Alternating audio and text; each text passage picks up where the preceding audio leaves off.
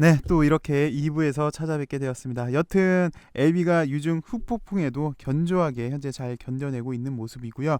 LB가 좋다 보니까 LB 관련주도 양호한 모습을 보여주고 있습니다. 엘생, LB, 엘글, 엘테라, 엘제.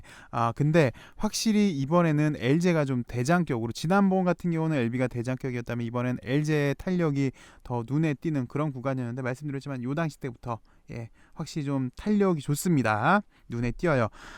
소지섭 씨도 이번에 참가를 했고 200억 실탄을 확보도 했고, 잘 아시다시피 리보가 상업화 된다면, 그래서 지금 현재 리보 상업화 임박으로 리보의 생산기지 역할이 부각이 되고 있는 것 같습니다. 또 예전부터 사실 무중도 기대감이 있고요. 근데 이게 일각에선 또 의문을 제기를 해요. 잘 나가니까. LB 같은 경우도 최근에 잘 나가다가 이렇게 또 유중을 맞았잖아요. 그래서 LG가 실탄 200억으로 될 수 있겠느냐, LB처럼 또 유중을 하지 않을까라는 시각이 또 있는 것 같아요. 뭐 어디까지나 그런 생각인데, 아님 뭐 유무중 같이 하지 않겠느냐라는 의견도 있긴 있는데, 글쎄 뭐 한 치 앞도 모르는 게 주식이라 참 주식이 어렵긴 어렵습니다. 여튼 다시 LB 소식으로 좀 들어와서요. LB가 이번 에스모에서 PB 세션 구두 발표란 소식 나왔습니다. 이 PP는 LBA 중에서 구두로 발표할 임상 논문 중에서 선정이 되는 건데요. 심사위원들이 선정을 하고요. 학회를 여는 오프닝 하이라이트라는데, 그래서 우리 리보가 이 시작을 알리게 됩니다. 한번 살펴보도록 하겠습니다. HLB는 가남 1차 글로벌 임상 결과를 오는 9월 10일 에스모에 제안 백서 세션에서 구두 발표한다고 밝혔습니다. 통상 PP 세션에 선정된 논문은 임상이 다국적 제약사 등 에스모에 참석한 전문가들 앞에서 구두 발표가 되고요. 이후 전문가 토론 및 Q&A 대상이 되는데요. 그 존스 호킨스 암센터 전문의 존스 호킨스, 우리가 드라마 볼 때 참 많이 봤던, 잘은 몰라도 의대로는 유명한 존스 호키스, 여기 암센터 전문의 마크 야콘 교수 같은 경우는요, 리보 캄렐리 병용요법이 가남 1차 임상에서 유일하게 핵심 지표인 OS를 충족한 TKI, ICI 병용요법, 티로신 키나제 억제제, 그리고 면역 관문 억제제 병용요법, 그래서 전체 데이터가 몹시 기다려진다. 왜? 유일하게 OS를 충족을 시켰기 때문에. 잘 알고 있는 키투르다, 키투르다도 1차 유효성 입증에 실패를 했고요. 그 다음에 노바티스가 인수한 티슬리 주막 같은 경우도 넥사바를 대조군으로 했는데, 얘 같은 경우는 비열등성, 떨어지지 않는다라는 거를 이제 계획을 했기 때문에, 디자인했기 때문에 FDA 신약 승인을 받기는 어려울 것으로 예상이 돼서, 유일한 희망, LB 전체 데이터가 몹시 기다려진다라고 이 교수가 이렇게 얘기를 했어요. 현재 리보 같은 경우는 넥사바, 램비바의 결과를 넘어선 것으로 예상되는 가운데, 아바스틴 티센트릭의 OS 19.2의 결과를 보일지 이목이 집중이 되고 있는데, 잘 아시다시피 이제 뭐 개인적으로는 그래요. 돌파를 하면 좋겠다만 구테어 현존 최고 약물로 평가되는 아바스틴 티센트릭을 어느 정도 비슷한 수준만 나와도 얘네보다 확실히 가격 경쟁력도 있고 복용 편의성도 있으니까 분명히 좋을 걸로 상당히 기대가 되고 있고요.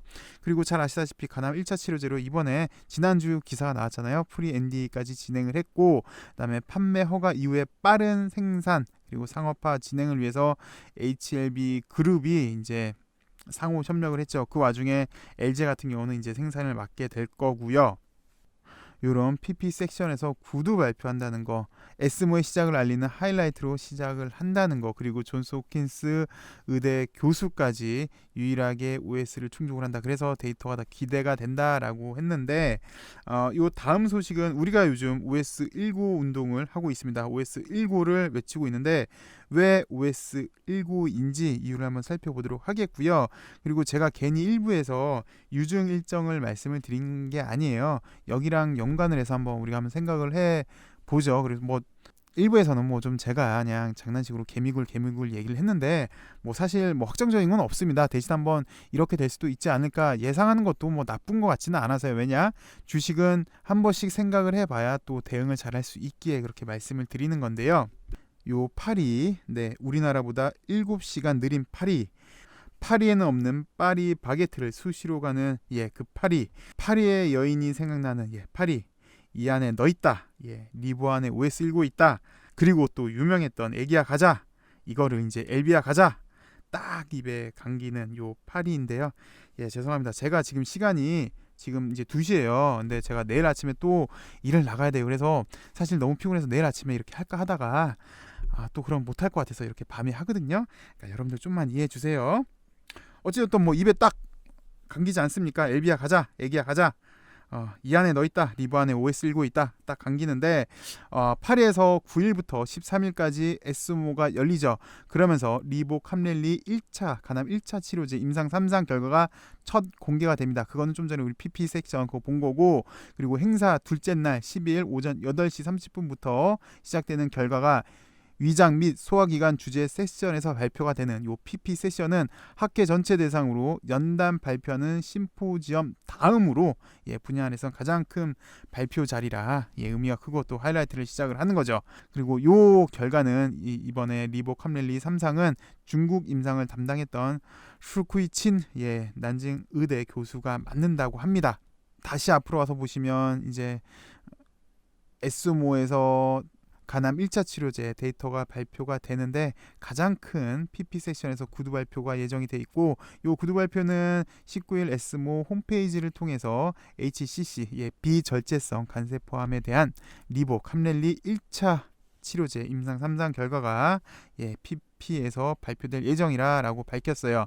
이번에 왜 중요하냐면 일부에서도 말씀을 드렸지만 리보 중에서도 가장 상용화에 근접했다는, 물론 선약 남성암도 있긴 하나 오랫동안 회사 측에서 공들인 가남 1차 치료제 요 임상 결과이기 때문에 상당히 기대가 되는 거고요.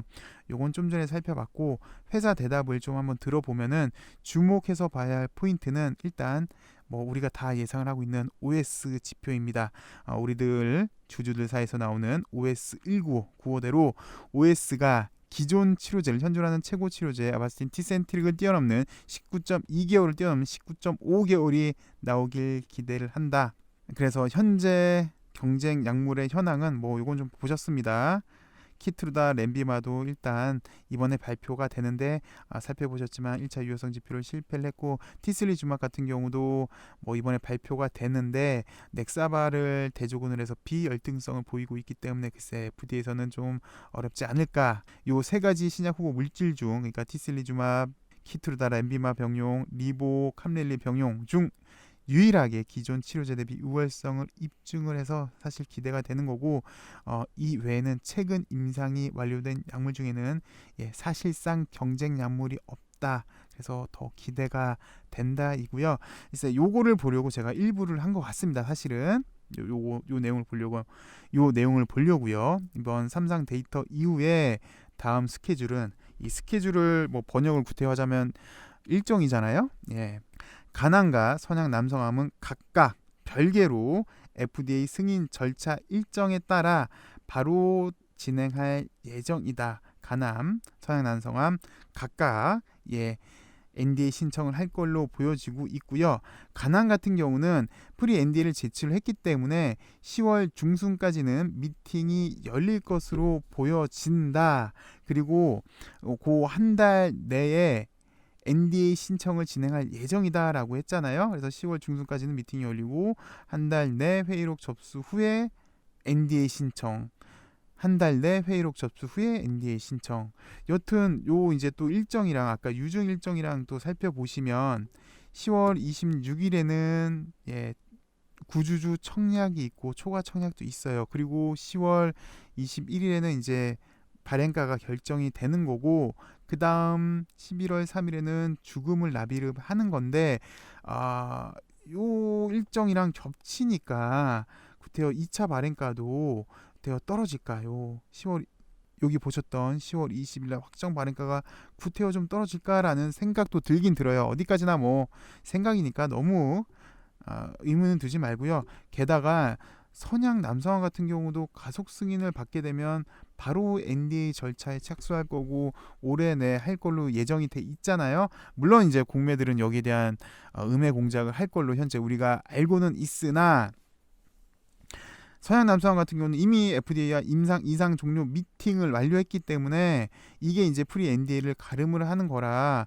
프리 NDA 없이도 곧장 NDA로 진입할 수 있다. 그래서 가속 승인을 받게 된다면 요 일정이랑 좀 묘하게 겹치지 않을까. 그래서 제가 일부 내용이랑 좀 비교를 해 드리자면 1차 발행가가 낮기에는 요때가 이제 에스모잖아요. 에스모 끝나고 15일 날 발행가 결정되고 유중 참여할 권리가 생기는 요때 1차 발행가가 낮게는 에스모 일정이 있어요. 그리고 에스모도 지금 내용을 살펴보셨지만 현존 최고치인 치료제 도전까지 하는 입장에서 이게 과연 1차 발행가가 낮을까라는 생각이 들고 또 2차 발행가 같은 경우도 보시면 10월 21일 날 확정이 되고 구주주가 청약을 해야 되잖아요. 10월 26일, 27일, 그 다음에 11월 3일 주금까지 납입을 해야 되는데 그 이후에 10월 달에 10월 말부터 요런 미팅 예정도 있고 서양 남성함도 기다리고 있는데 2차 발행가가 또 낮기에는 유중 그 스케줄이랑 비교를 한다면